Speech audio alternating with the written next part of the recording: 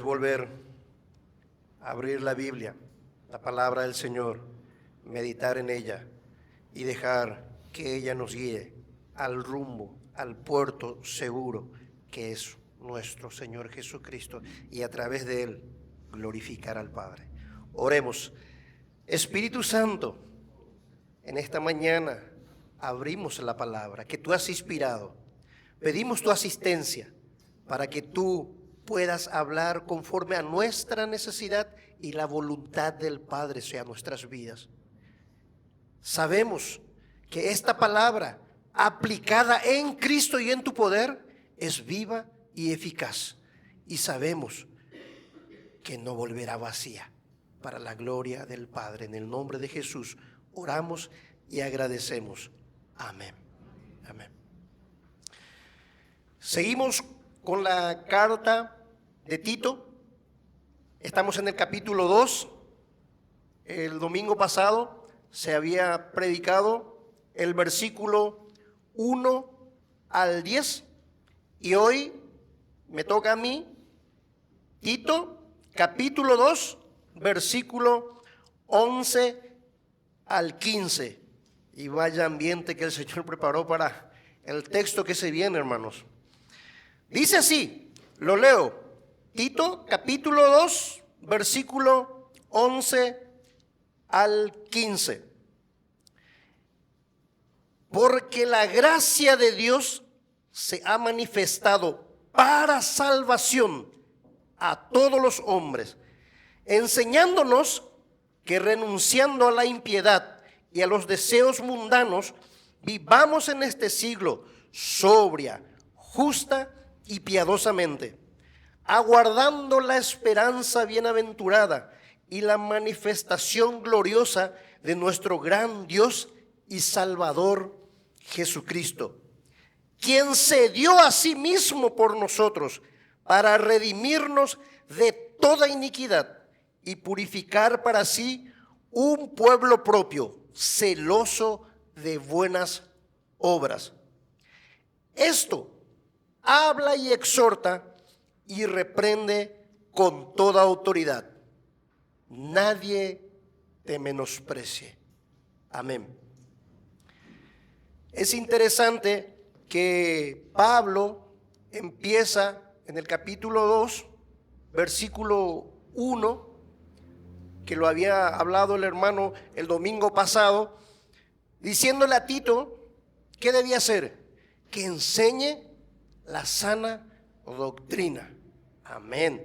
Porque sabemos que también hay otras enseñanzas que no son sanas. Entonces el apóstol le dice a Tito, enseña la sana doctrina, aquello que va de acorde a lo que es el Señor. Y empieza a nombrar a algunas personas. Le dice a los ancianos, aquellos que tal vez en el kilometraje de la vida van aventajando un poquito más acá a los jóvenes.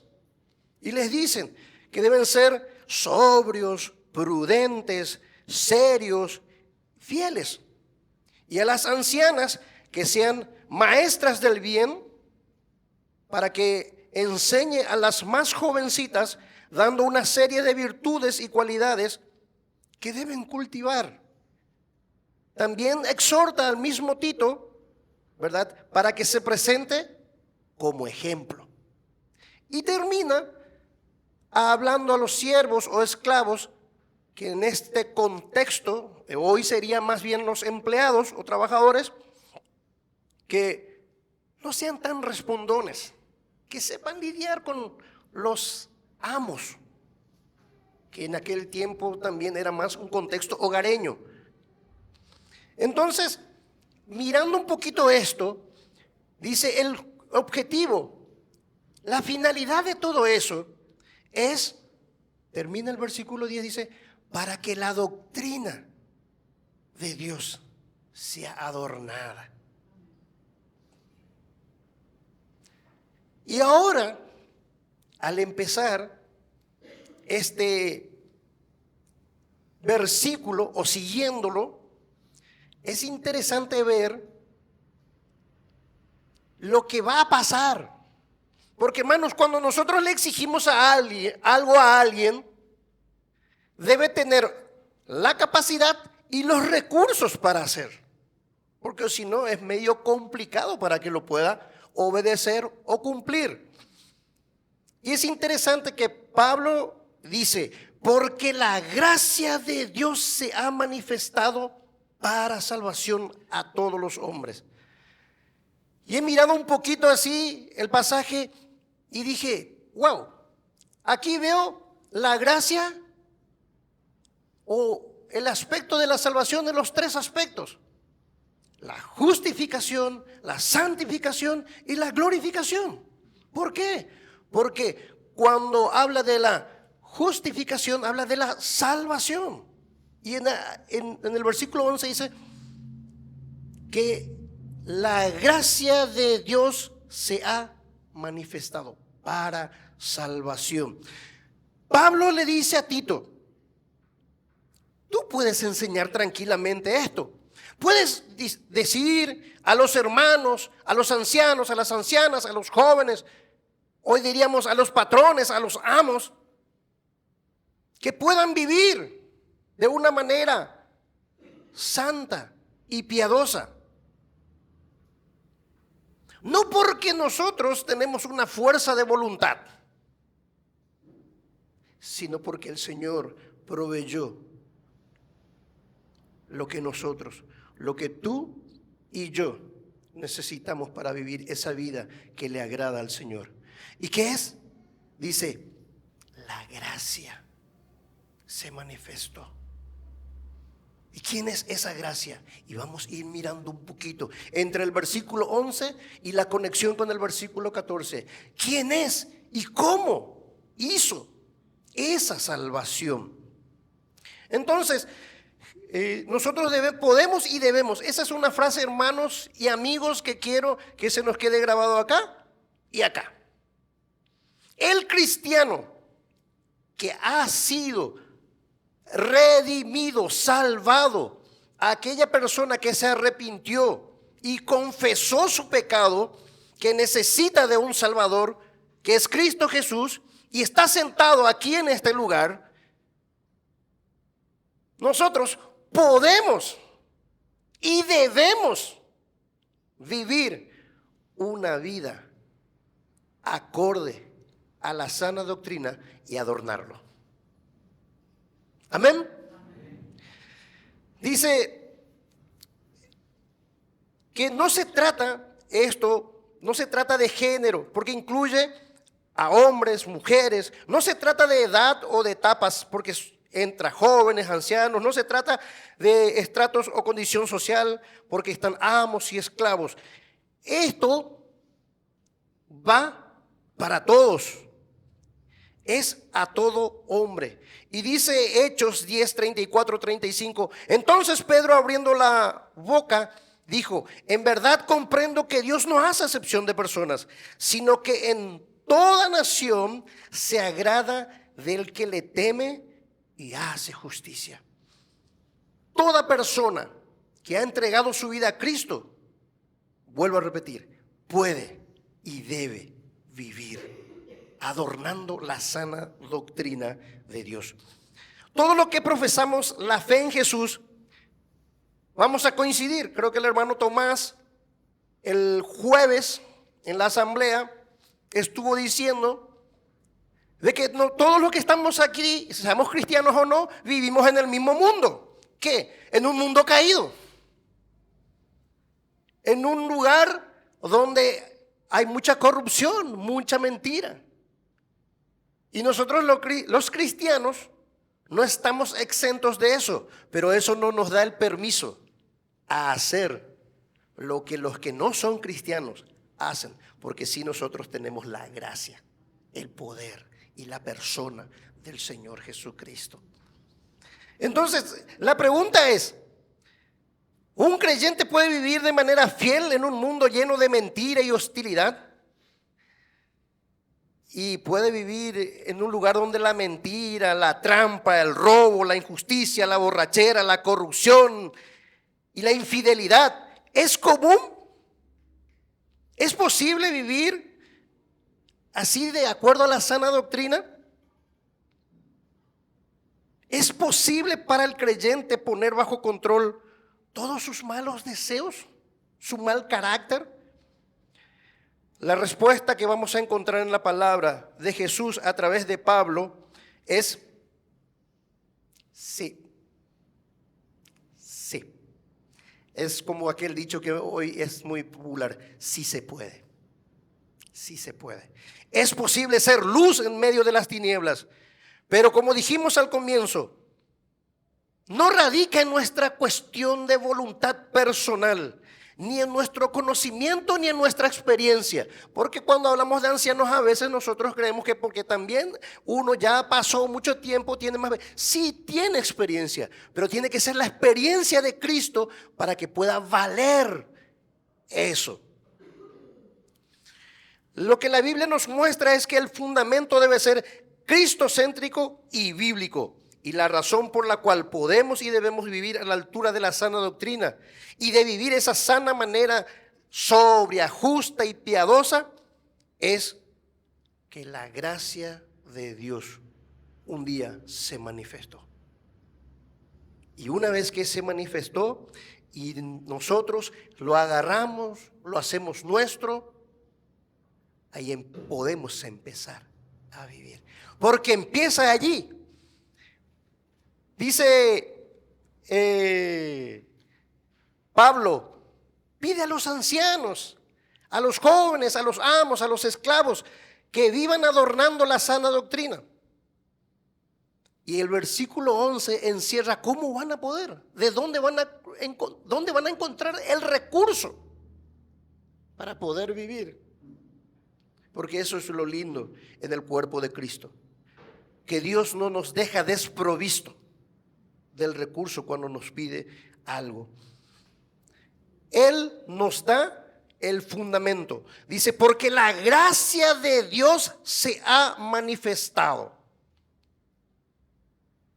Y es interesante que en Efesios 2:8 nos aclara bien. Dice, porque por gracia sois salvos, por medio de la fe. Y esto nosotros no tenemos nada que ver en ello. Es un don, es un regalo de Dios. Y si nosotros entendemos esto, marcharemos, andaremos y viviremos adornando la sana doctrina del Señor. Entonces la pregunta puede ser, ¿por qué la gracia de Dios? ¿Por qué la gracia de Dios es el fundamento de nuestra vida? Y allí quiero hacer o dar una ilustración o una idea de mirar hacia atrás. ¿Cómo? Porque la gracia de Dios nos enseña a vivir en este presente siglo malo de una manera que glorifica a Dios, basándonos en estos 5 versículos leídos en un incentivo de mirar un poquito en 2 direcciones, hacia atrás y hacia adelante. Hacia atrás es mirando hacia atrás para vivir con gratitud y amor en la gracia de Dios que apareció en Jesús en su primera venida. Dice que en su primera venida, cuando Jesús se manifestó, ¿qué él hizo? ¿Qué él hizo Jesús en su primera venida? Dice que él vino a comprar nuestras vidas. Ahora dice que se manifestó. ¿Cómo se manifestó? Juan 1:14 dice que se manifestó en carne y se manifestó lleno de gracia y de verdad.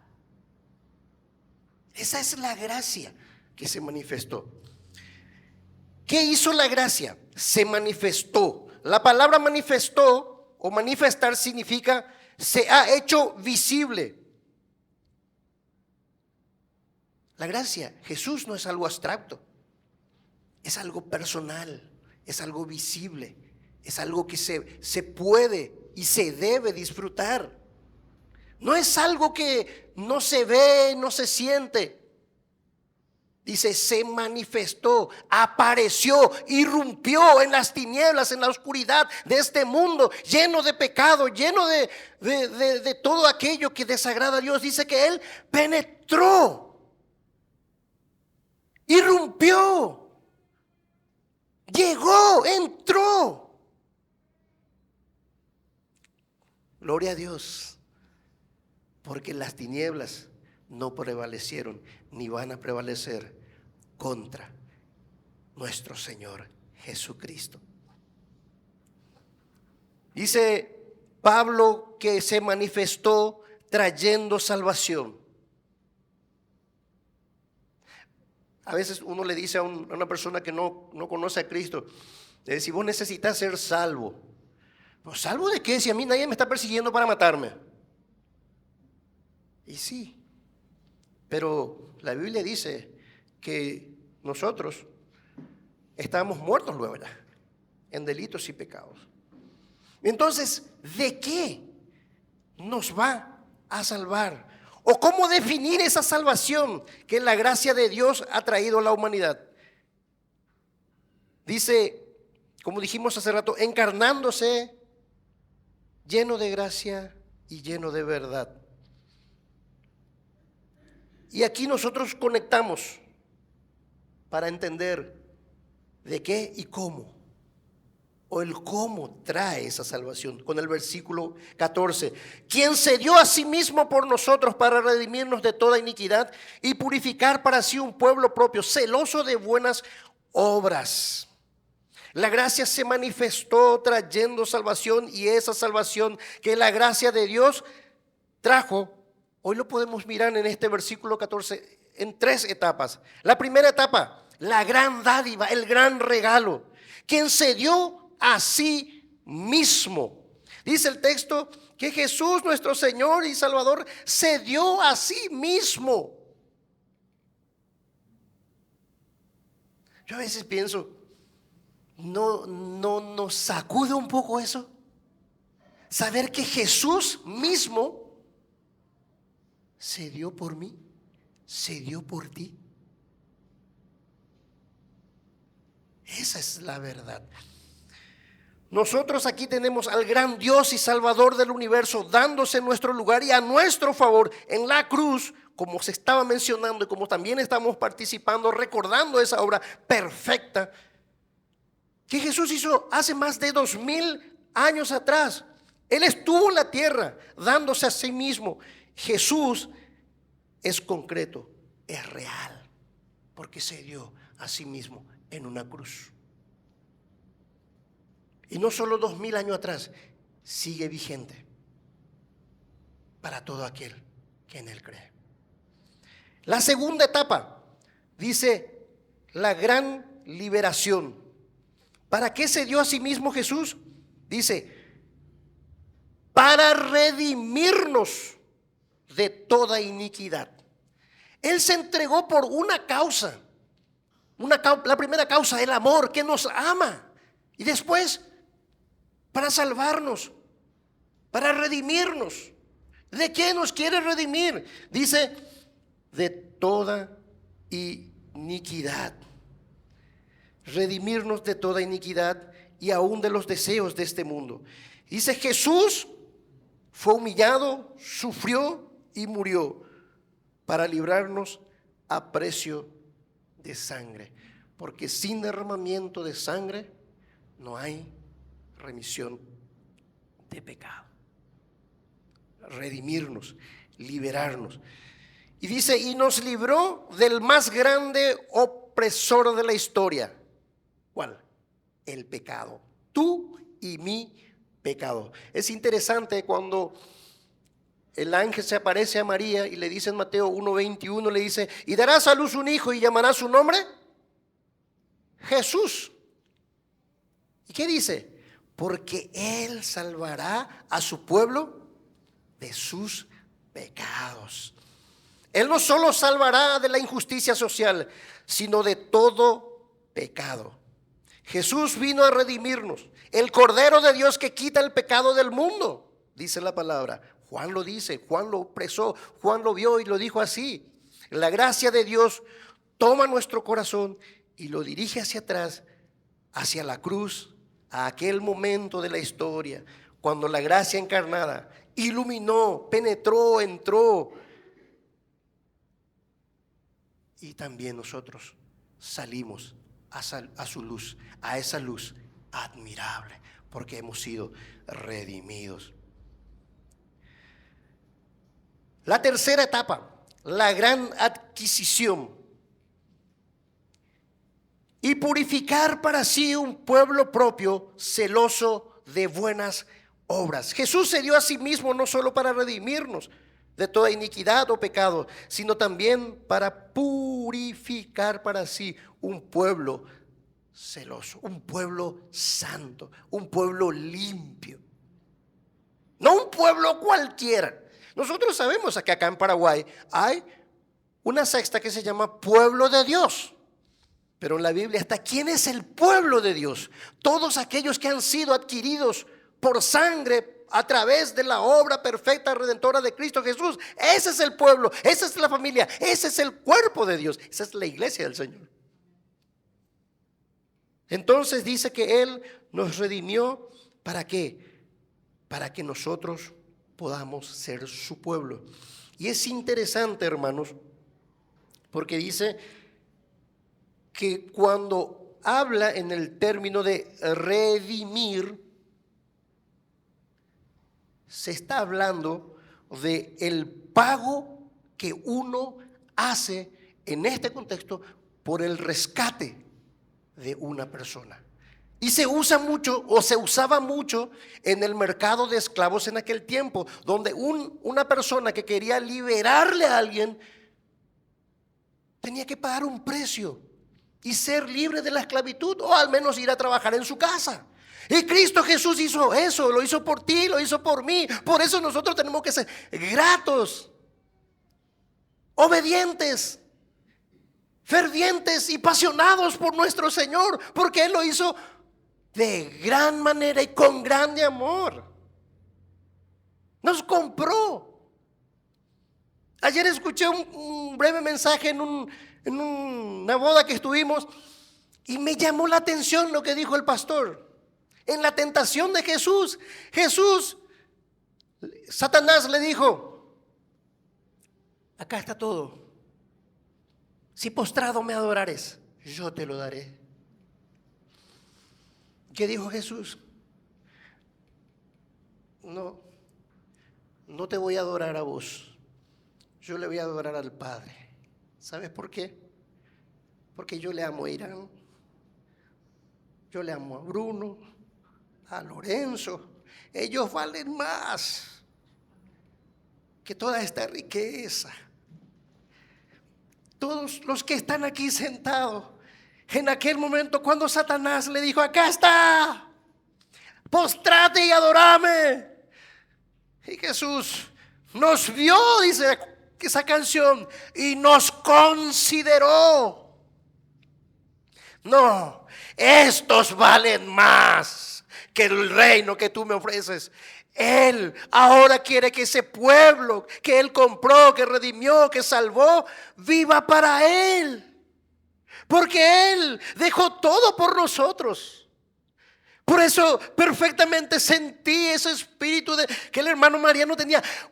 Claro, si las lágrimas salen son de gozo, de gratitud, de alegría, de saber que el Señor me consideró, pudiendo Él ser o tener todo eso. Dijo: no, eso no es nada, ellos valen más.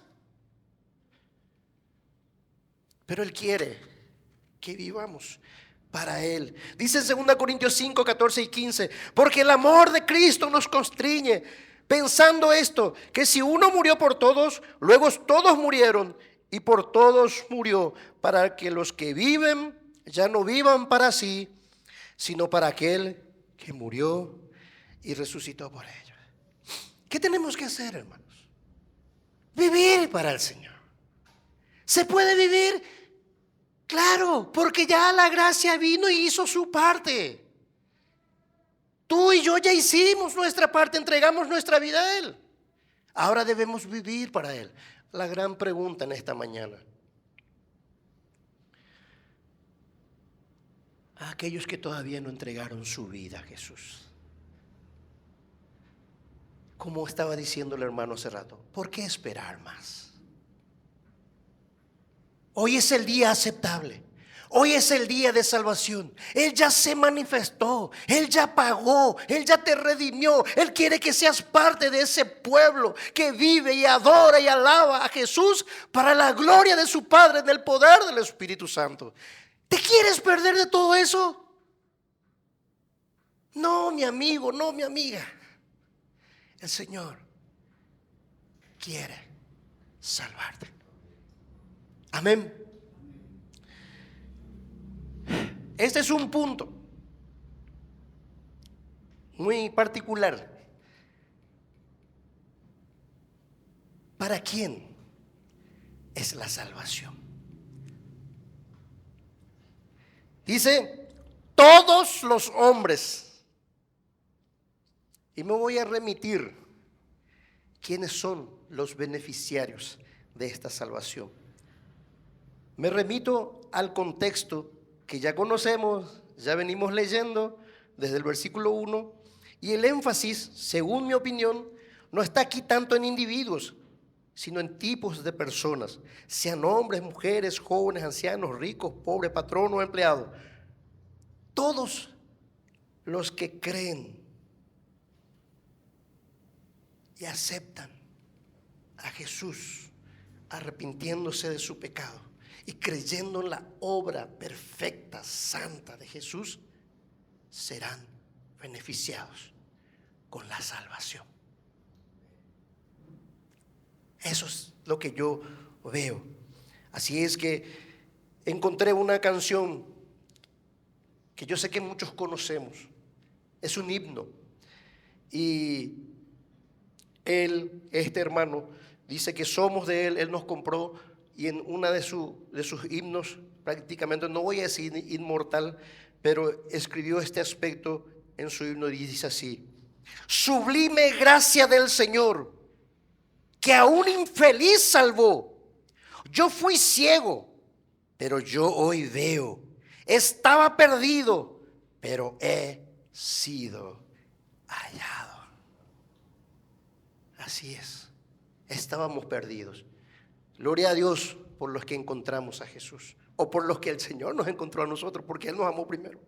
Así es que si en esta mañana todavía no has encontrado a Jesús, no has entregado tu vida a Jesús, es la oportunidad de que seas justificado a través de su obra en la cruz, mirando hacia atrás en el evento glorioso de aquella historia donde Él se entregó por todos, y todos aquellos que en Él creen se salvarán de la ira, de la justa ira de Dios, porque si no, sí caeremos en su justicia, en la ira de Dios, si rechazamos lo más valioso, el más grande regalo que Él ofreció a la humanidad, su Hijo Jesucristo.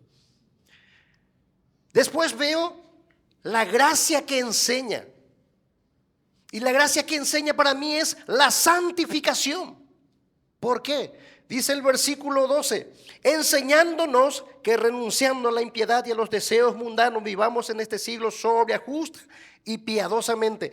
Lo segundo que la gracia de Dios hace es nos enseña o capacita para vivir como luminares, como columnas y baluartes de la verdad en este mundo oscuro.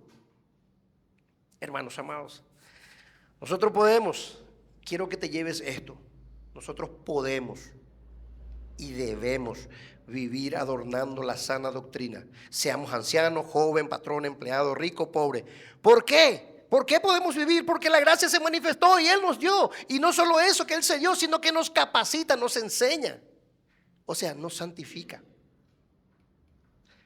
Hermanos, salgo de mi esquema porque hay algo que sí o sí tenía acá en mi corazón decir, que Jesús no solo vino, voy a tratar de ubicarme, no solo vino a sacarnos de la orilla del infierno y nos puso en el cielo, en el paraíso, Porque parece que eso es lo que se entiende, de que Jesús me salvó. ¡Wow! Ya me salvé del infierno. Me puso en un lugar seguro, ya tengo la salvación. Soy cristiano, amén.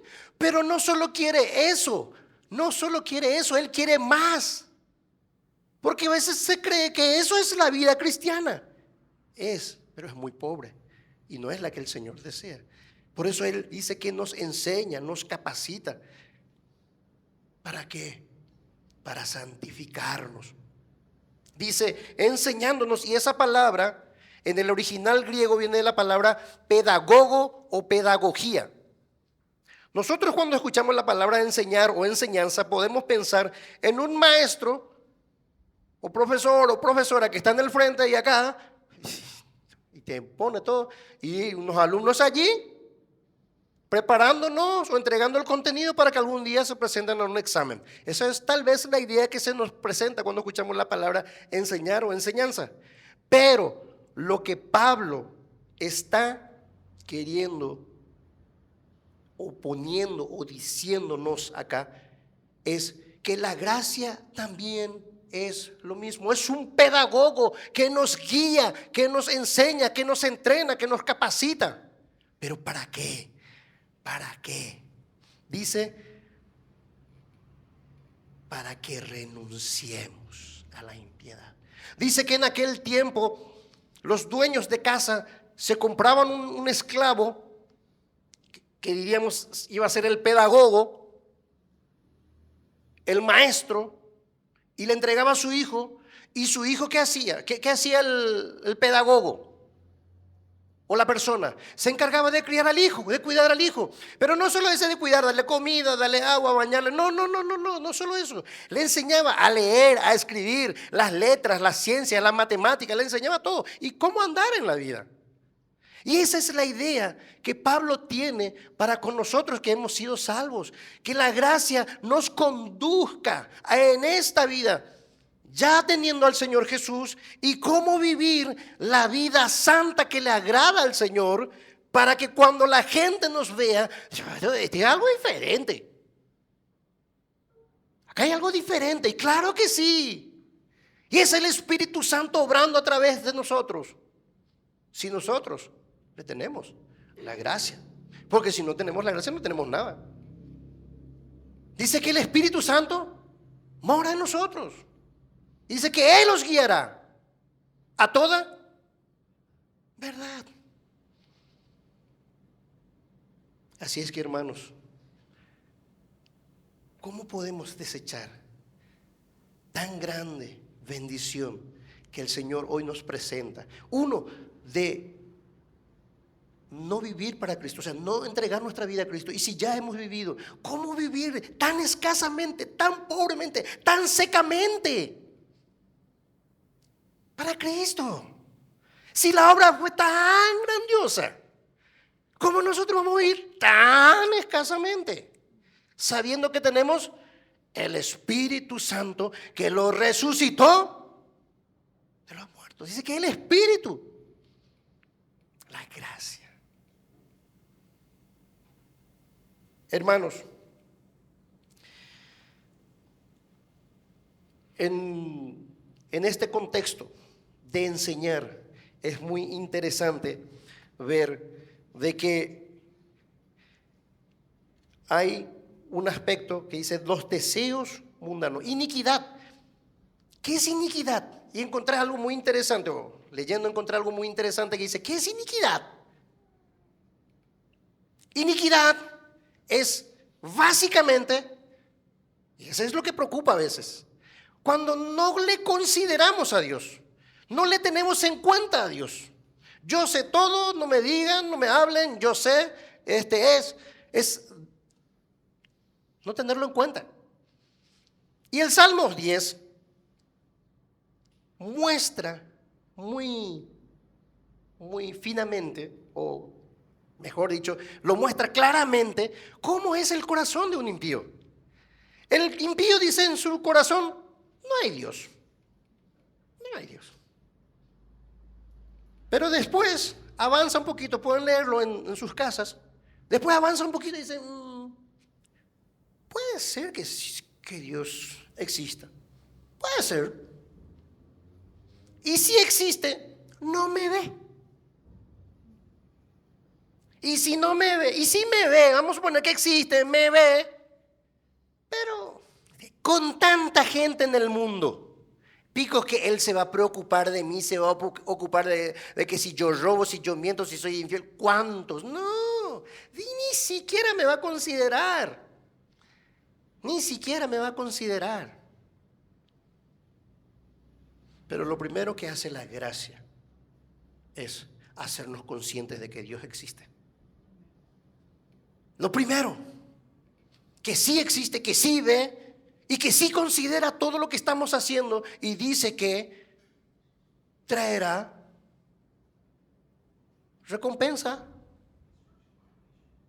o castigo. La impiedad es eso, no considerar y no tenerlo en cuenta a Dios. Hermanos, nosotros con más razón los cristianos tenemos que considerar. En la asamblea se dijo, un borrador se compra. ¿Y saben qué se hace? Se anota. O sea, se considera, por más pequeño que sea, se considera y se anota, porque es parte del efectivo, del aspecto financiero. Hermanos, nuestra vida cristiana es mucho más. O sea, nosotros tenemos que considerar todo. Señor, esto que dije, esto que vi, esto que hablé, esto que pensé, esto que reaccioné. Está bien, y te va a enseñar, te va a decir, porque te va a quebrantar, porque te va a enseñar y te va a guiar y te va a decir, esa vida, esa voz, esa mirada, esa canción, eso, ahí te va a poner todo, hermano, lo que Él considera que no va a agradar a Dios. Yo no puedo acá poner un fundamento legalista, pero sí puedo poner un fundamento bíblico cristiano de decir que si nosotros tememos y amamos al Señor, vamos a preguntar todo. Señor, yo tengo que ir, tengo que hablar, tengo que... todo. Porque va a tener recompensa, o al menos para nosotros los hijos de Dios, disciplina. Y para los que no consideran al Señor, castigo. Nos enseña, nos capacita. Y además, dice que los deseos del mundo podemos nosotros renunciar. ¿Y cuáles son los grandes deseos del mundo? Un hermano lo definió con las famosas 3P. ¿Cuáles son las 3P? Poder, posesión y placer. Poder es, no importa sobre quién paso, lo que fuese, lo que vale es mi opinión, lo que yo digo y quiero ser la figura. No importa quién le hieras, no importa si es tu esposa, tu hijo, tu compañero, no importa quién. Lo que yo quiero es ser yo. Poder, o manipular, o extorsionar, no sé. Posesiones. ¿Qué son las posesiones? Los deseos desordenados de querer aparentar. Y ahí entra la avaricia, la codicia. Incluso, hasta algunos ya roban porque no pueden. Deseos desordenados o placer. Y acá indistintamente, pero puede ser placer, algo instantáneo. Ya quiero ya. Quiero ya. Quiero esto, quiero esta marca, quiero esta ropa, quiero esto, quiero aquello. Placer instantáneo. Y esto también trae lujuria, fornicación. Así es que, hermanos, si nosotros vivimos sin considerar estas cosas y no ser quebrantados a rechazar, a aborrecer y decir que no a la iniquidad y a los deseos de este mundo, creo que no estamos viviendo en el hábitat de la gracia de Dios.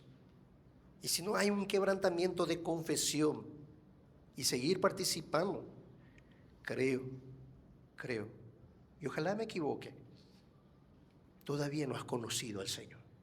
Porque el Señor al salvarnos, la gracia al salvarnos, también nos enseña y nos capacita. Si sos joven todavía, acércate a los, como dicen los ancianos. A los ancianos de edad, a los ancianos que tienen un poquito más de rodaje en esta vida, y hablarle y preguntarle. Si estos deseos que estás teniendo está bien, y el Señor te ayudará. Amén. También nos dice que podemos vivir sobria, justa y piadosamente. Sobria es en el aspecto personal, mi relación. Sobria quiere decir lo que hoy el Señor me hizo cuando vine.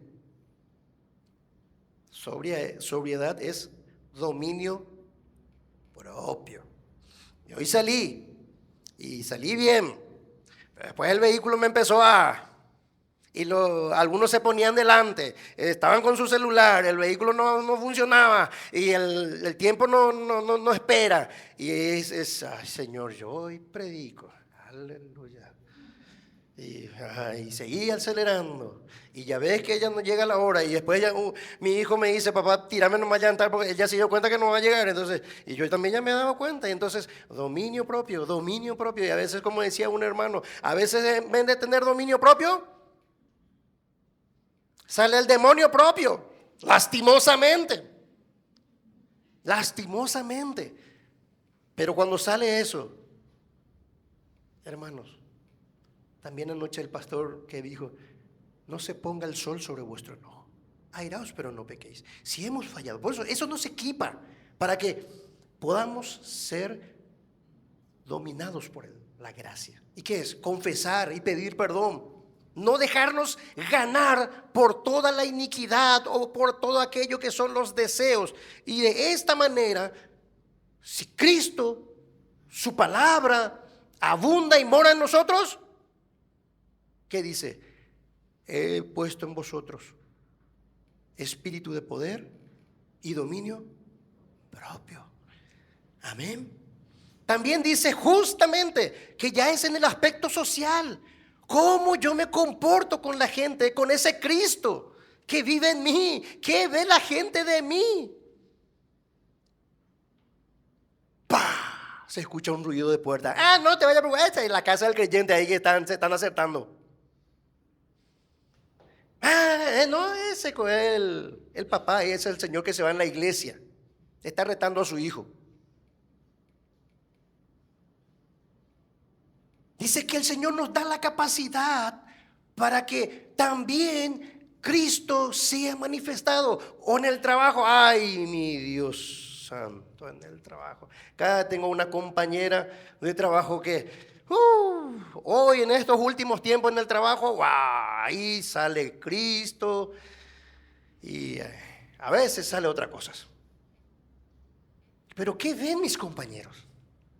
Si yo le invito acá y me escuchan predicar, a veces le digo, mira, te paso un estudio y le paso el mensaje. Y el día siguiente vienen los comentarios. ¿Qué piensan ellos de mí? ¿Qué piensa mi vecino? ¿Cómo yo reacciono ante la sociedad? Como dijimos, es la sociedad corrupta. ¿Qué piensa la policía caminera cuando yo no tengo en regla? Y hemos escuchado casos donde dice, yo soy pastor, peor. Decís que sos pastor y no estás en regla. ¿Cómo solucionás?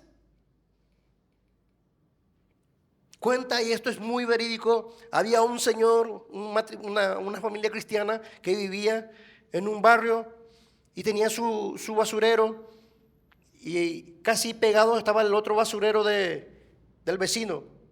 Y el cristiano, con su bolsita, todo limpio, ahí dejaba su basura. Y el vecino, sin vergüenza, ¿qué hacía? Miraba y tuvo su basura ahí. Y tiraba, no es que ponía en orden. Y su basurero vacío. Y se levantaba el hermano y se iba a mirar y decía, ya este el vecino. Al primero, la paciencia. Al segundo día, después la cuarta vez ya no había caso porque ya dejaba ahí abajo. Y dice, cuando le encuentre a mi vecino, cuando le encuentre, le voy a decir quién soy yo. Se encontraron y el vecino le dice, vecino, sí, quiero hablar contigo. Yo también.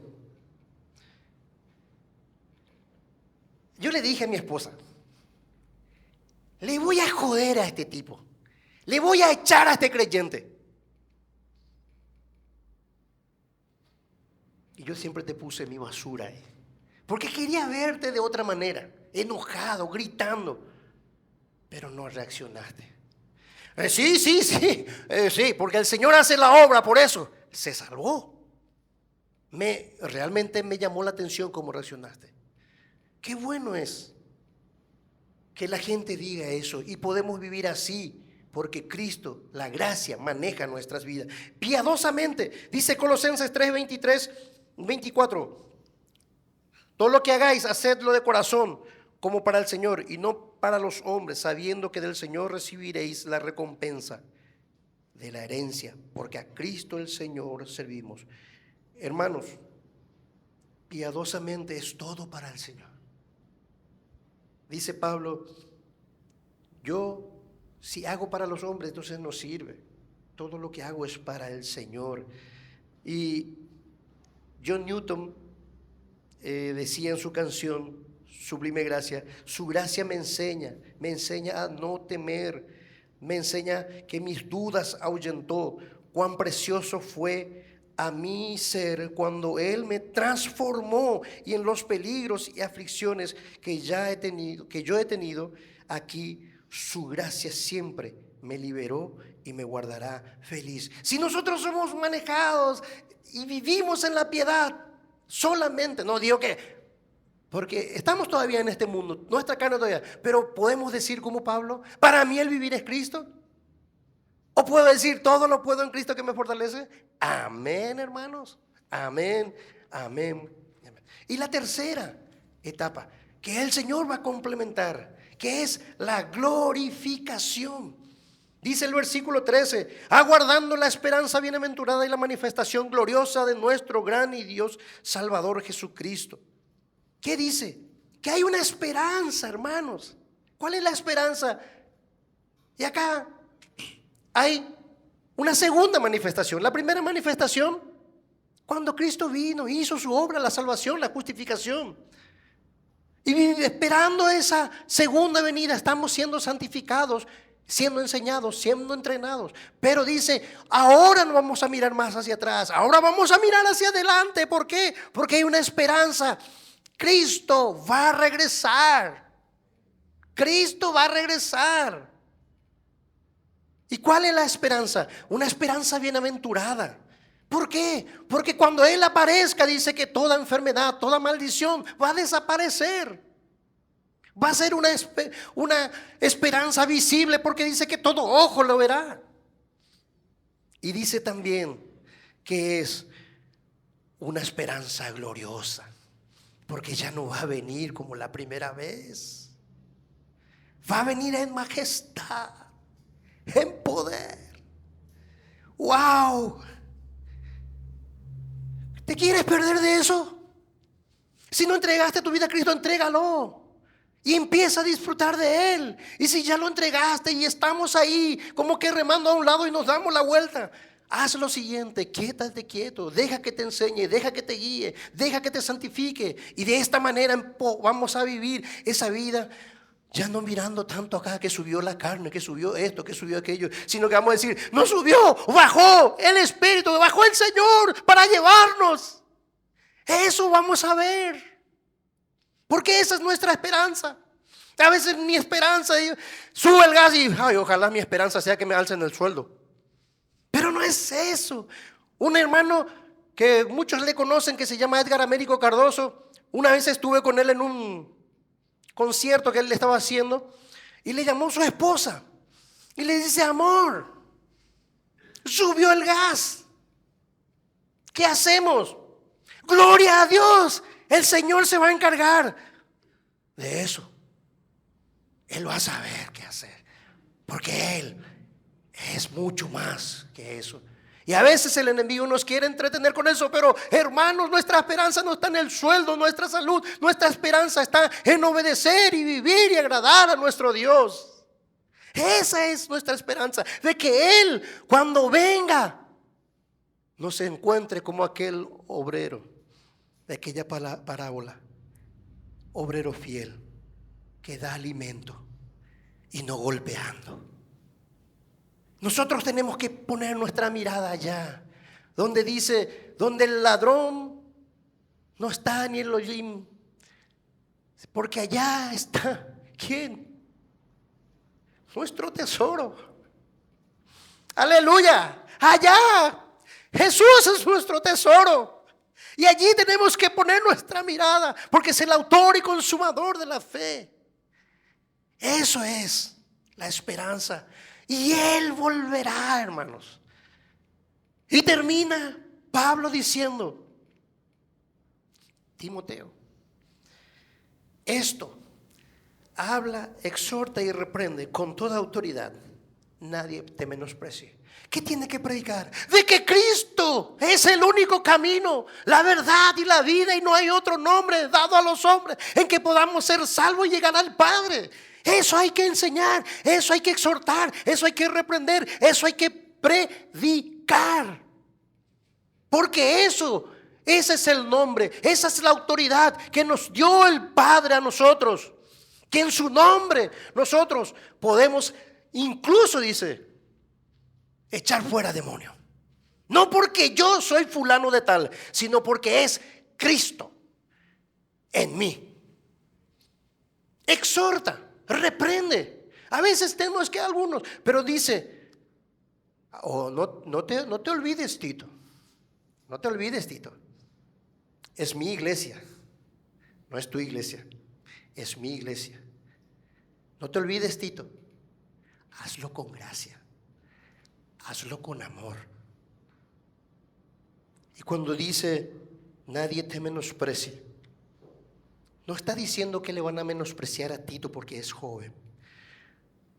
No, está diciendo a la congregación que no tome en poco lo que Tito está enseñando. Porque si nosotros tenemos en poco lo que él está exhortando, está reprendiendo, está enseñando, nosotros somos los que perdemos la bendición. Si en esta mañana tú estás aquí, no tienes a Cristo como tu Señor y tu Salvador, y nosotros te exhortamos, te predicamos de que recibas a Cristo, y exhortar es, te animo a que recibas a Cristo, porque vas a poder tener la vida eterna. Tus pecados van a ser limpiados, vas a ser rescatado. Te animo, es un ánimo, no es una exhortación de y retar, no, es un ánimo. Y aquellos hermanos que no tal vez están, dicen, hermano, ánimo, fuerza, levantémonos, el Señor está cerca, la venida está próxima, amén. Y a algunos reprenderle un poquito más, pero si nosotros desechamos, no le desechamos a la enseñanza de Pablo, ni de Tito, ni de la congregación aquí, desechamos al propio Señor. Oh Señor, gracias te doy, porque sé que hay una sola fuente que se llama Jesucristo, que es la gracia. Y no solamente es ese el regalo inmerecido, no es solamente eso, es mucho más. Y en esta mañana tú nos has hablado de que podamos vivir adornando, que podemos vivir, que debemos vivir adornando la sana doctrina de Cristo Jesús,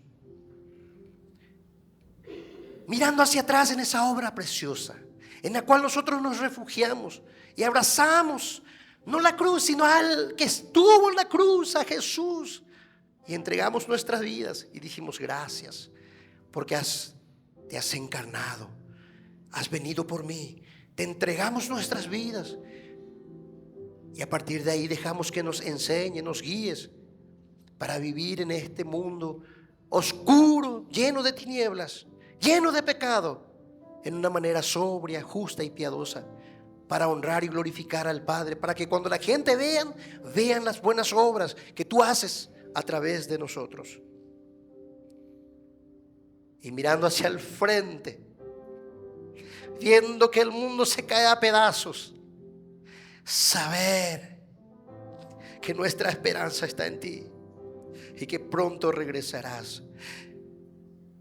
Gracias, Padre, porque no nos has desprovisto. Y hoy nosotros vivimos a Cristo Jesús en esta vida de tal manera a agradarte a ti. Y mientras vivimos así, alzamos nuestros ojos y decimos: Maranata, ven Señor Jesús. Amén y amén.